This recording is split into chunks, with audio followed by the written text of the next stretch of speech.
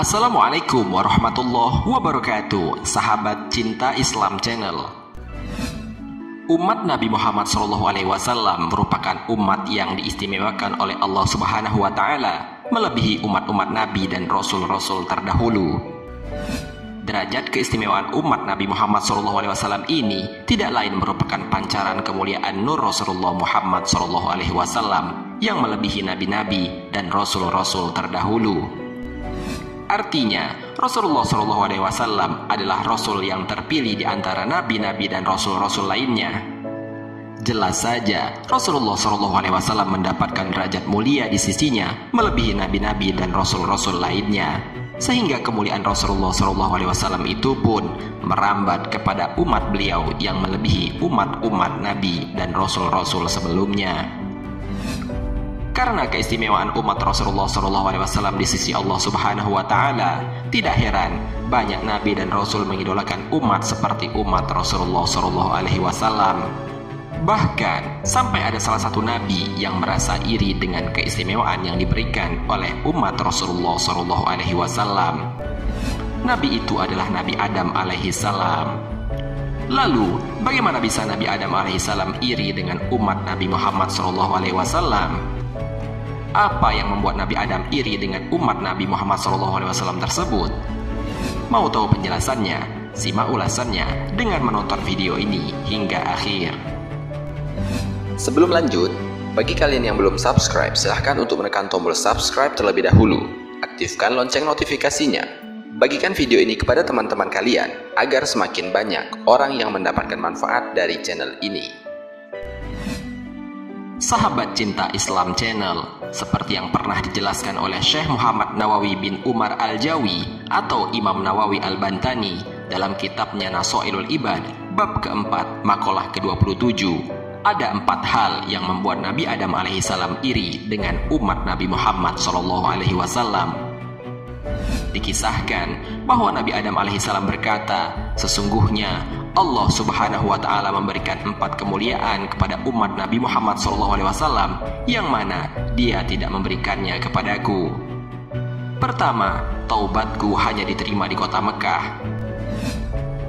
Nabi Adam alaihissalam berkata, taubatku hanya diterima di kota Mekah, sedangkan umat Nabi Muhammad SAW bertaubat dimanapun tempatnya. Lalu Allah Subhanahu wa Ta'ala menerima taubat mereka. Setelah Nabi Adam alaihissalam dan Hawa bermaksiat dengan memakan buah khuldi di surga, Allah Subhanahu wa Ta'ala menghukum dan memenjarakan keduanya di dalam dunia. Namun, keduanya tiada henti menangis, menyesal, dan memohon ampunan kepada Allah Subhanahu wa Ta'ala. Barulah ketika keduanya berada di kota Mekah, Allah Subhanahu wa Ta'ala mengampuni dosa Nabi Adam alaihissalam dan Hawa. Hal itu sangat berbeda dengan umat Rasulullah SAW. Allah Subhanahu wa Ta'ala menjadikan dimanapun tempatnya dan kapanpun waktunya untuk bertaubat dari dosa-dosa. Seberapapun besar dosa seorang hamba, jika dia mau bertobat dan menyesali kesalahannya, maka rahmat dan ampunan dari Allah Subhanahu wa Ta'ala lebih luas daripada murkanya, sehingga taubatnya pun pasti akan diterima. Kedua, dilepaskan pakaian surga. Nabi Adam alaihissalam berkata, sesungguhnya aku mengenakan pakaian ketika aku bermaksiat, maka Allah Subhanahu wa Ta'ala menjadikanku telanjang. Sedangkan umat Nabi Muhammad SAW bermaksiat dalam keadaan telanjang, namun Dia memberikan pakaian kepada mereka. Setelah Nabi Adam alaihissalam dan Hawa bermaksiat kepada Allah Subhanahu wa Ta'ala dengan memakan buah khuldi, Allah Subhanahu wa Ta'ala melepas semua pakaian mewah yang indah dari surga. Bahkan dalam salah satu riwayat, dahulu kulit Nabi Adam alaihissalam berbentuk seperti kuku. Ketika dia bermaksiat, bentuk kuku itu hanya tersisa di ujung tangan dan kakinya. Sedangkan umat Rasulullah SAW yang senantiasa bermaksiat dengan melakukan perbuatan zina dan sebagainya, namun Allah Subhanahu wa Ta'ala tetap memberikan mereka pakaian di dunia, bahkan mampu membeli lalu mengenakan pakaian baru yang lebih bagus. Ketiga, terpisah dari sang istri. Nabi Adam alaihissalam berkata, ketika aku bermaksiat, maka Allah subhanahu wa ta'ala memisahkan antara aku dan istriku. Sedangkan umat Nabi Muhammad SAW bermaksiat kepada Allah subhanahu wa ta'ala, dan dia tidak memisahkan antara mereka dan istri-istri mereka. Dikisahkan bahwa ketika Nabi Adam dan Hawa diusir dari surga setelah melakukan perbuatan maksiat, keduanya dipisahkan antara pojok bumi dengan pojok bumi lainnya. Namun umat Rasulullah SAW tetap mampu berkumpul bersama istri, anak-anak, dan keluarga setelah melakukan dosa besar. Keempat, diusir dari surga. Nabi Adam alaihissalam berkata, sesungguhnya aku telah bermaksiat di dalam surga, lalu Allah subhanahu wa ta'ala mengusirku dari surga. Sedangkan umat Muhammad SAW bermaksiat kepada Allah subhanahu wa ta'ala di luar surga, lalu dia memasukkan mereka ke dalam surga tatkala mereka bertaubat. Jika dulu Nabi Adam dan Hawa justru diusir dari surga dan diturunkan ke dunia setelah melakukan maksiat, namun hal itu berbeda dengan umat Rasulullah SAW. Seberapa besar dan berat dosa seorang hamba di dunia, jika dia mau bertaubat dengan sungguh-sungguh, maka Allah subhanahu wa ta'ala akan membalasnya dengan surga. Sahabat Cinta Islam Channel, itulah keempat hal yang membuat Nabi Adam alaihissalam iri dengan umat Nabi Muhammad SAW.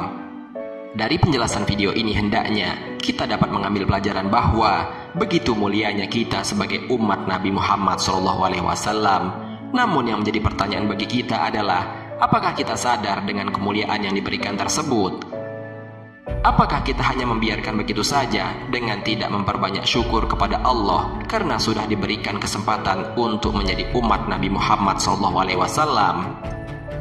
Padahal Nabi Muhammad SAW sungguh sangat mencintai umatnya. Hingga sampai detik-detik akhir hayatnya pun, yang ia pikirkan dan ia tanyakan kepada malaikat Jibril adalah bagaimana nasib umatku nanti.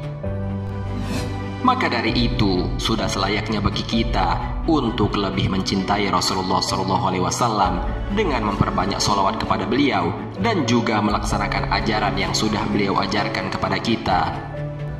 Allah subhanahu wa ta'ala berfirman, sesungguhnya Allah dan malaikat-malaikatnya bersolawat untuk Nabi. Hai orang-orang yang beriman, bersolawatlah kamu untuk Nabi dan ucapkanlah salam penghormatan kepadanya. Al-Quran Surat Al-Ahzab ayat 56. Marilah kita berdoa kepada Allah subhanahu wa ta'ala, semoga kelak di padang mahsyar kita mendapatkan syafaat dari Rasulullah SAW dan dimasukkan ke dalam surganya Allah subhanahu wa ta'ala. Amin ya rabbal alamin. Wallahu a'lam bisawab. Jika terdapat kesalahan dalam penyampaian ini, admin mohon maaf, dan itu merupakan kesalahan dari admin sendiri. Jika ada benarnya, itu adalah dari Allah subhanahu wa ta'ala.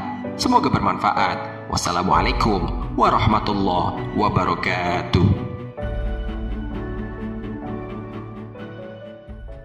Syukran ya Rabbi, syukran.